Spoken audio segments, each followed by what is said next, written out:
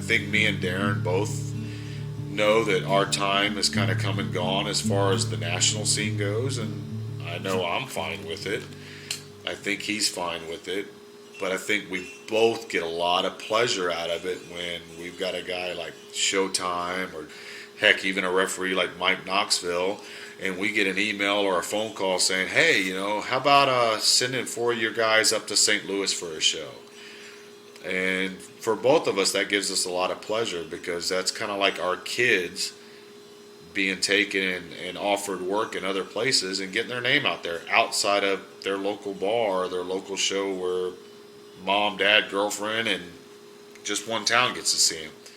So Jacob Latter and myself actually got us into the Georgia territory, and Latter and I exploded on the scene, and we were doing a lot of big stuff, main eventing a lot of cool shows. Once we started ACW, we really haven't traveled that much because that was the whole point of it. But now we figured we had gotten calls from the Georgia companies that we had worked for previously, and they had wanted us to bring a group of guys. And Latter wasn't really interested, and I wasn't overly interested, but I knew I had a lot of young kids on the ACW roster that I wanted to bring over there and expose. So I loaded up my car with myself, Rachel Summerlin, Barry Breeze, and Massive. Knoxville. Mike Knoxville also went. That's what I am, a bag bitch. Should be interesting to figure out how to put more and more people's gear in here, huh? We're going to someplace in Georgia. All I know is it's just north of Atlanta, so should be fun. 15 hours on the road in the car. First trip to Georgia without Jacob Latter was quite different. Traveling with Darren and Rachel had its good times and bad times, and not because of the bad company, but being in a car with anybody 4 days a week for 2 straight years, we all get tired of each other. The fact that you're never around, you never see each other, almost every conversation is a goodbye. And it's a lot easier if you don't have to have those conversations. We don't have to say goodbye because I just get in the car with her. It's a lot easier to travel together, to be together. We actually get to spend time, and something that's different with our relationship than any other relationship I've seen in the wrestling business is I actually like her. Oh, what? And we actually get along, and we have a good time. You're over there.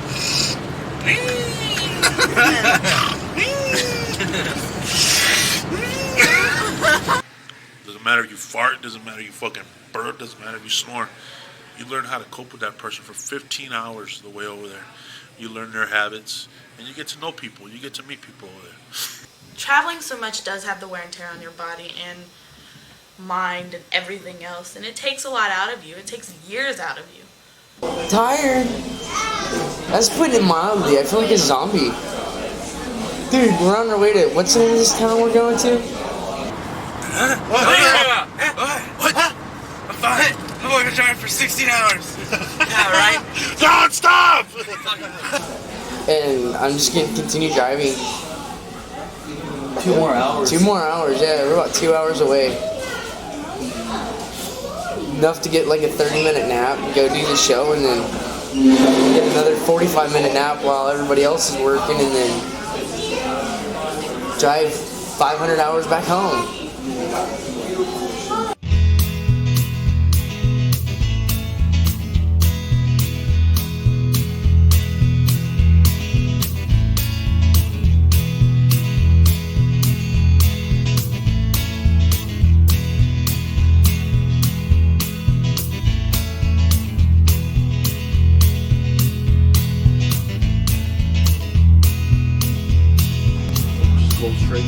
Okay, so it's a big red building? Alright, cool, that's where we're at. Now.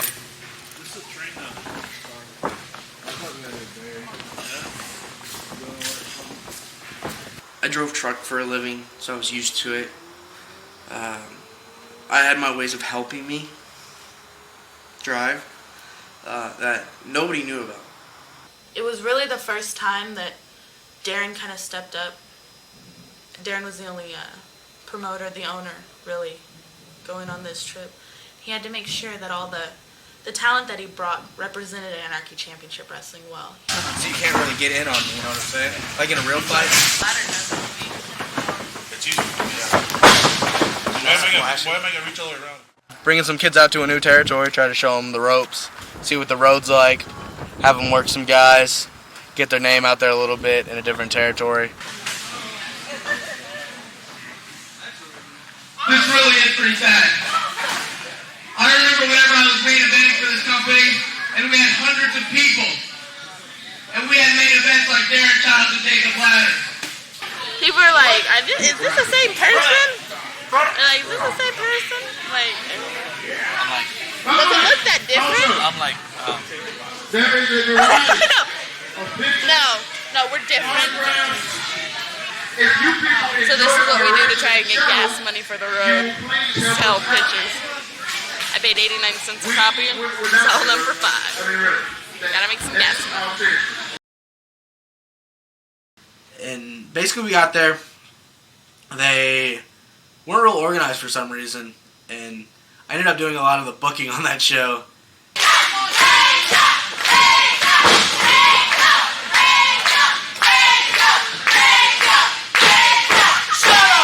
Rachel ended up wrestling, which was really cool and massive. Worked Barry Breeze. Sick bastards!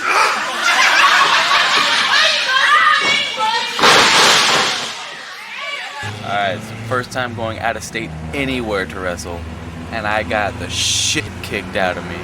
It was fucking awesome. Thanks to Massive, man. Coming out here to Georgia, it's a beautiful thing.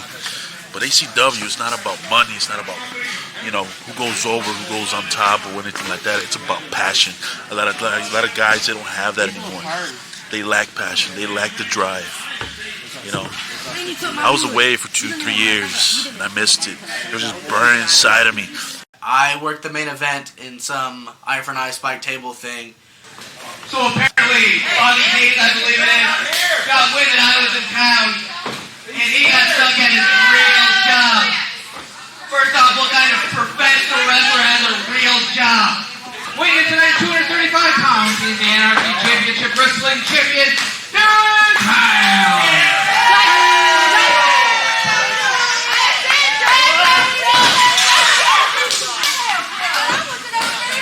The road is a million times more grueling than any match I've had. Before a match, I can know that I'm going into like the most deadly, most like sickest fucking contraption in the world. I know that I'm gonna get cut, I'm gonna get sliced, and I'm gonna get hurt. And all I'm thinking about in that 15 minutes is like, fuck, as soon as this match is over, I have to drive home 20 hours to Texas.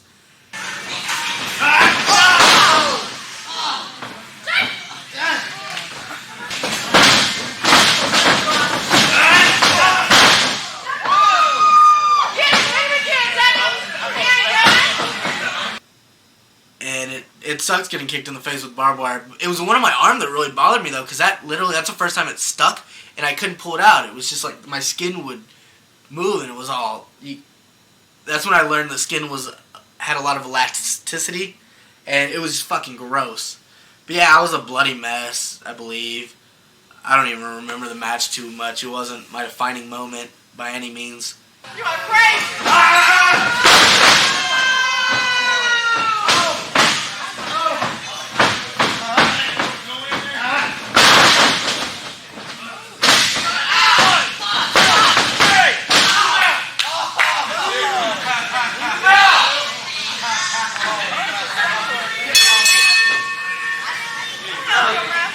Where all I remember is barbed wire getting lodged in my arm, and I had to like get the ref to yank it out, and it pissed me off pretty badly.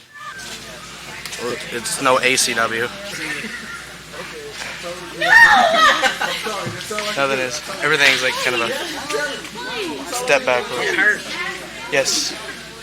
Pretty much everything, especially the pin. Yeah, because I put it around him and it was all in me. I was like,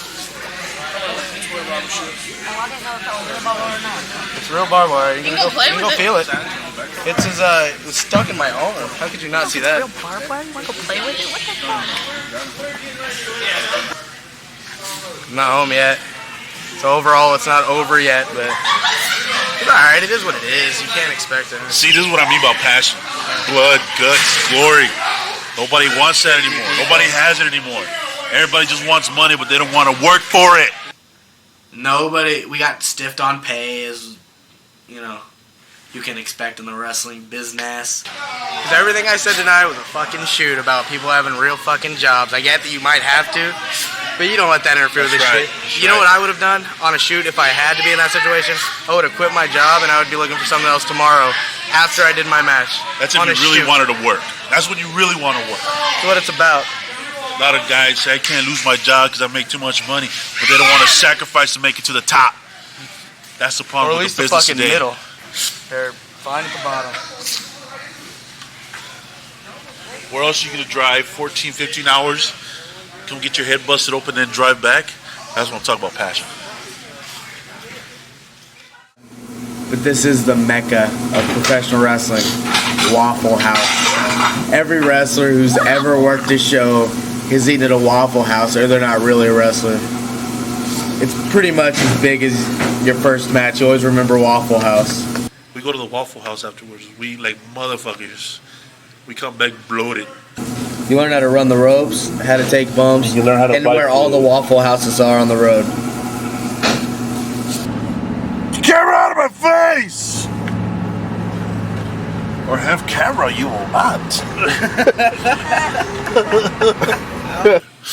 Georgia was fun. Reason being, that was probably the longest road trip I've ever been on. It was stressful. Driving all that much. But I loved it. To watch my friends go out and perform. This is like our 7th fill up of gas.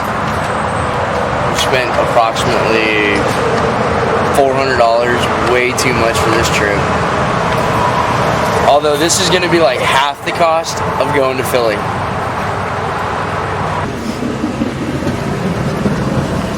I wish this was my job. I'd so rather do this and wash cars all fucking day. Fuck it. Pays more. Sad but true. I think we put on a good show. I mean, they want us to come back. I think the kids we brought represented ACW very well. They went, they sacrificed like all of us have to do. They got on the road. They did their jobs. They did them well when they were there. And it was all in all, it was a really fun trip. It was a good experience for the kids. But it was pretty much the only talent exchange we've done so far. Thank you for visiting our crib. Now it's time to get the fuck out. Thank you for coming to Atlanta, GA with us. But now that we're back home, it's time to go take some showers and get the fuck out of here. Bye, Jonathan.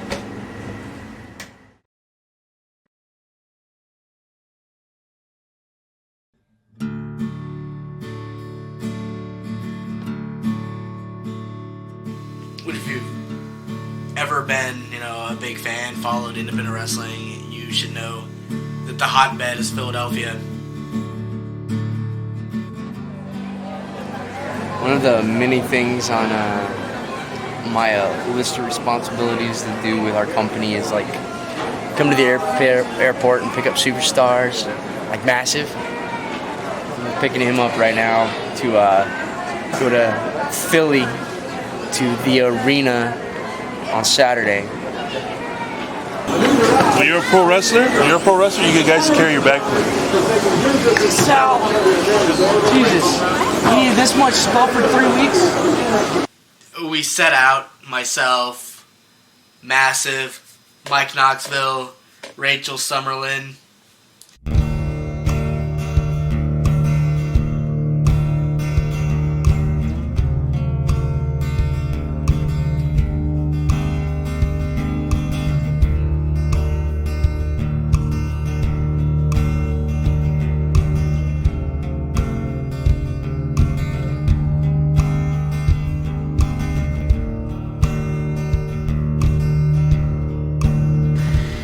Wrestling, in order to get your name out there, you must travel the roads, as we are doing today, heading to Philadelphia, driving to Philadelphia.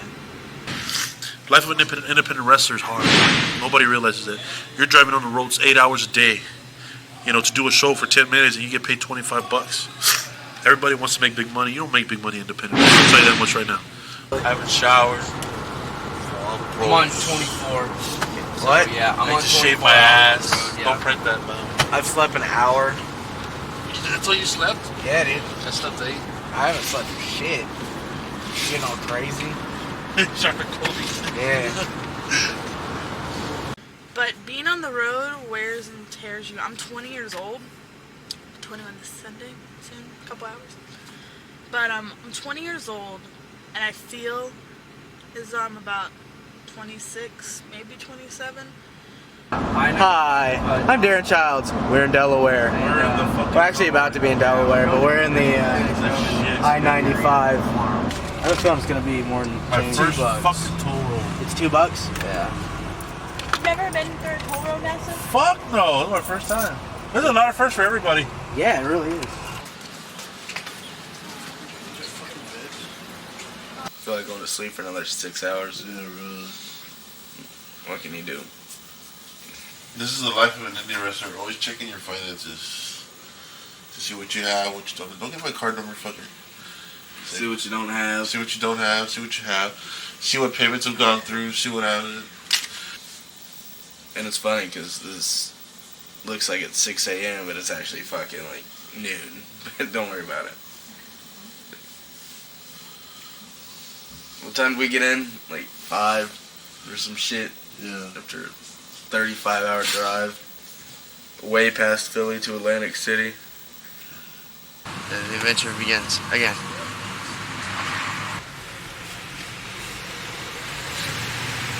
This is so fucking Philadelphia, it really is.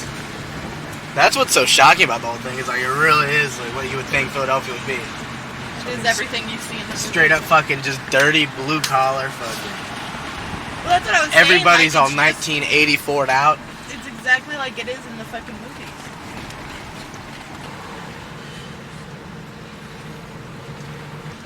There it is, bitches.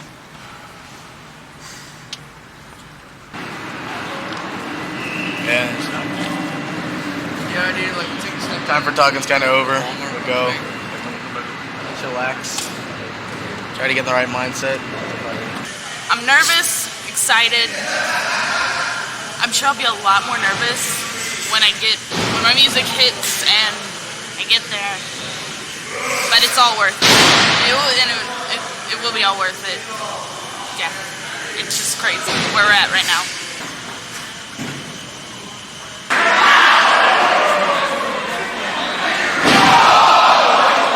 Philly fans, I hear, are some of the hardest to appease, to make them like your stuff, to get over with. You know, I came out and I heard some yays and some boos and whatever. You go out there, I'm Rachel Summerlin, you know, here I am, and we went out there and we went all over the place for the most part, except we couldn't go into the crowd. I remember that because that was one of the rules. And then as far as the match goes, it was very nerve-wracking. We get there and nobody really told. Like, I knew what I was doing, like what my match was, but they didn't tell me my place on the card or like, you know, time or anything like that. I had no idea basically like what was going into it. Holy fuck! I'm the main event at the ECW arena.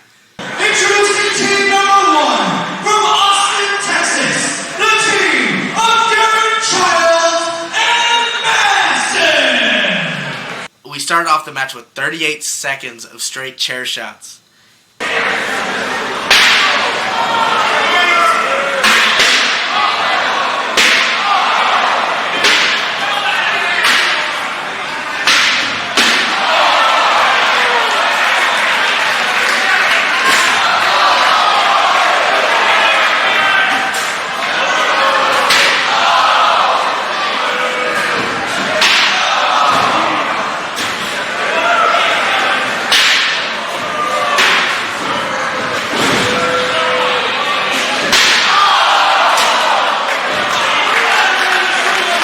Tore each other up. It was some of the most fun I've ever had. I was like, wow, I finally get to check something off the list of shit I have to do before I die. Well, it's approximately 1 o'clock Philadelphia time. I just finished doing one of the most brutal fucking death matches in my career. I went up against the best. What can I say? Something that a lot of people told me that I couldn't do. You know, that I wouldn't make it anywhere, that I wouldn't go anywhere outside of Texas. But proving them wrong, that's what you got to do in this business. If you want to make it, you got to prove people wrong. Darren Childs was getting that getting fixed up. He had to have his head glued together in the back. He took a pretty brutal shot. But other than that, now we're on our way out to Atlantic City, man. I'm Mike Knoxville. This is Atlantic City.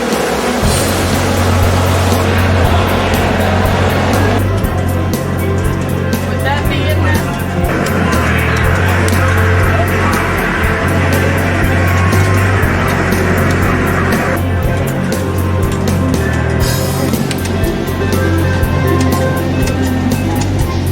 So like, you know what, fuck it. There's this business convention in town, no hotels.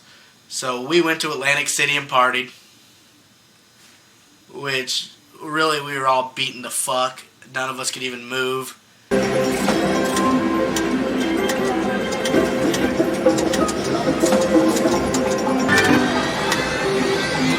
don't know what I'm doing.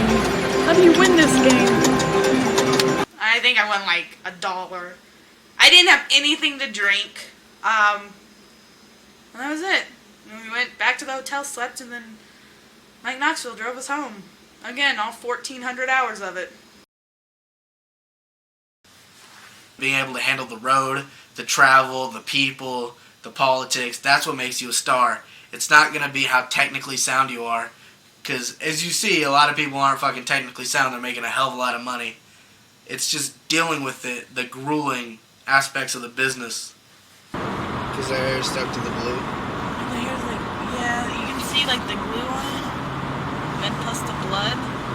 Just take a look at this and let me look at it.